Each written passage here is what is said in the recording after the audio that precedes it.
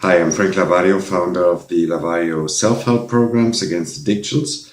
And today I'm going to read out something from the program about why it is so hard to overcome an addiction, because it has to do with how your brain works. And a very important result of brain research is the fact that we only use 4 to 8% of our brain consciously. So between 92 and 96% of our brain works subconsciously, unconsciously. Research results vary slightly. So let us agree on 5% and 95%, just to round it. Do you understand what that means? We believe that we understand the world. We believe we know ourselves. We believe that we can determine what we do. But it's far from it. 95% of our potential is not found in our conscious brain, but our subconscious brain. Compare this to an iceberg. The relationship is similar. Less than 10% of an iceberg is visible above the water, and more than 90% lies beneath the surface. If someone tries to paint an iceberg, the picture needs to be wrong. What is painted from the surface is ridiculous compared to what the iceberg really is and what it really looks like. It is the same with you. You only see a fraction of yourself. If you try stopping your addiction, it happens on the conscious level, on the level of the 5%. For you, this 5% seems to be everything. For you, this seems to be reality. The 95% in the subconscious, they laugh at you, and about your conscious decision to stop your addictive behavior now. You probably tried to change your behavior in the past, but chances are you always failed, and frustration and self-hatred grew even stronger, making it even harder to try again. Do you understand that these 5% did not have any chance if the other 95% wanted to continue? Do you realize now that without having access to your subconscious, you can fight as long as you want and never be successful? Your willpower, your good propositions, will not have any chance if your addiction is glued to the other 95%. Now, here's an extremely important insight. You should not be ashamed of always having relapses when you try to get away from your addiction. It was not because of your character. It was not because you were too weak. And it was not because you are worthless, as many of you think when you have addiction problems. No, it is because of how your brain works. That's a huge difference. You need to tap into these 95%. And this therapy, as I read it out from the Lavario program, if you do the Lavario program, this will show you how to do it. It will help you. It will accompany you step by step. So let us take an example, or let us look at an example from a familiar area. How do you drive your car? With your conscience or with your subconscious? The correct answer is both. Your conscience checks whether the traffic light is green or red, takes care not to exceed the speed limits, gives your foot the order to brake if a child suddenly runs onto the street, etc. Your subconscious switches the gears, unless you drive automatic, gives your feet the order to accelerate or brake in normal traffic situations, moves the head to the right or to the left when you change direction, and so on. These are all things that you do not need to think of when you do them.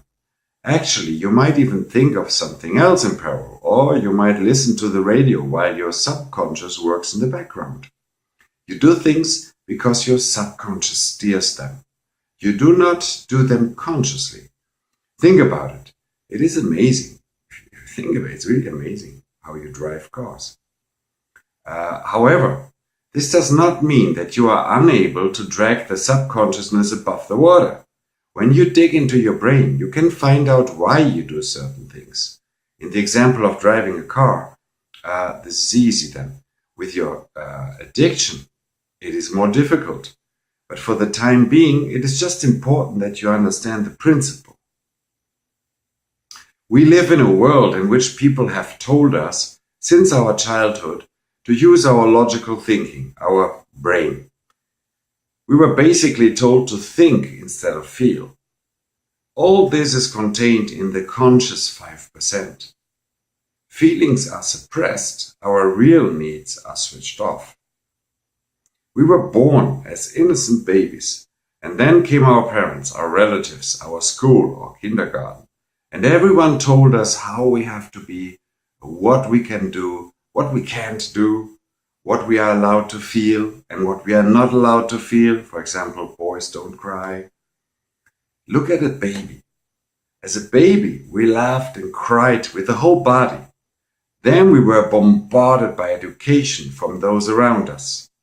Can you remember moments when your parents or your teachers told you, "Hey, it is great that you are crying. Cry more, release everything until you have processed what you've been upset about"?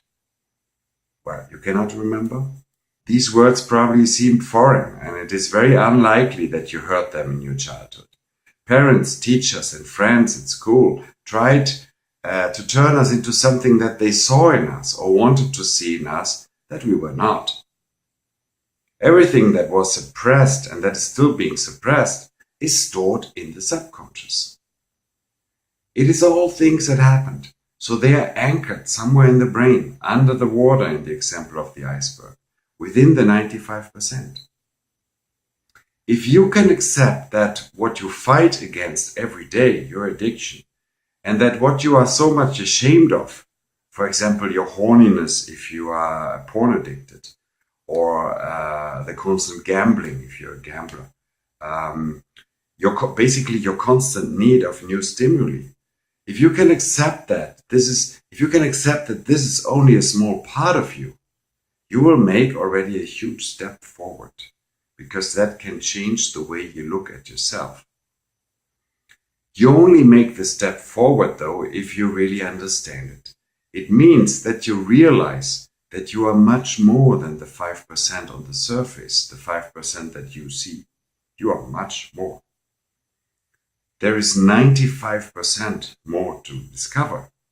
19 times more than what you always thought was the reality. There's still so much of that innocent child in you, waiting to be found. Do not tell us that a child is bad.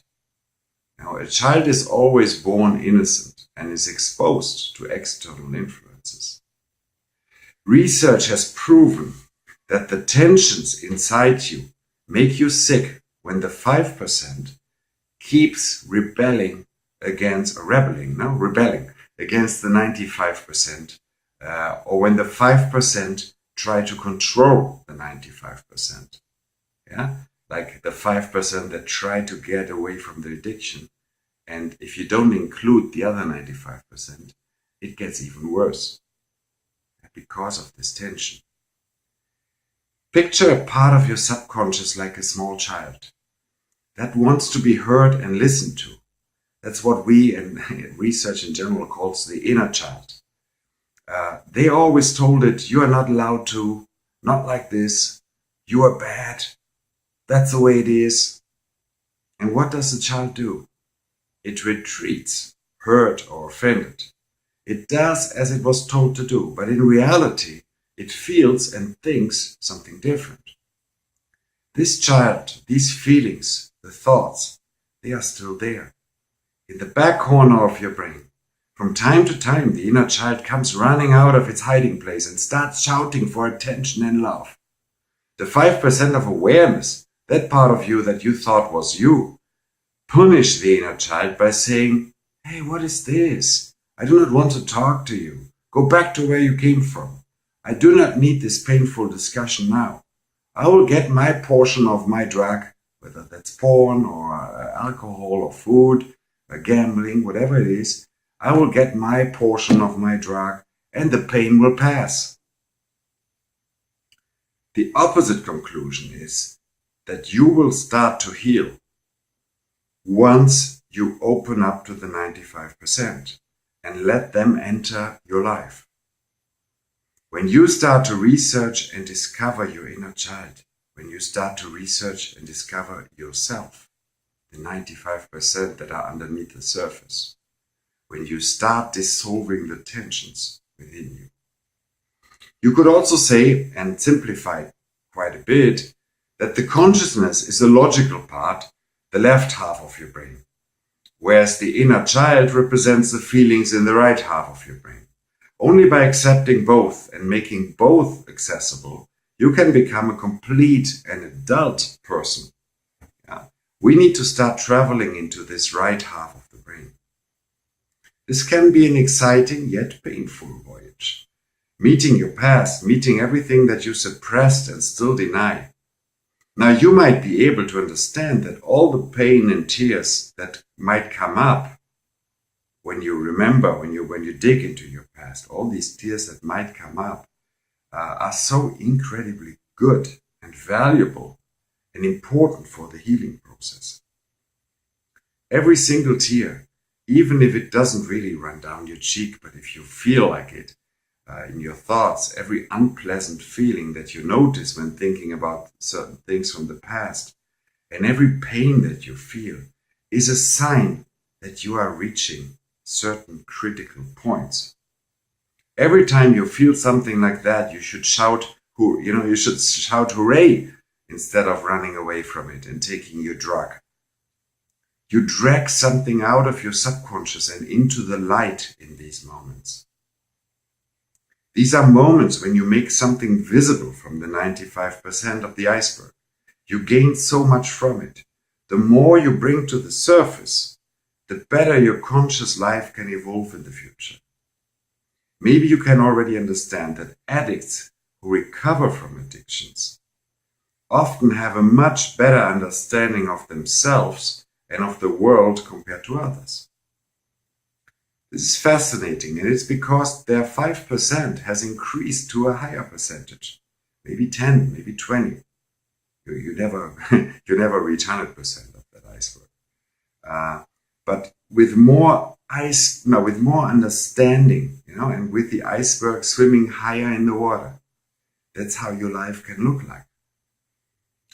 It would be a great learning experience if you now come to the conclusion that you are not as helpless in changing your behavior as you might always felt before when you tried to get over your addiction.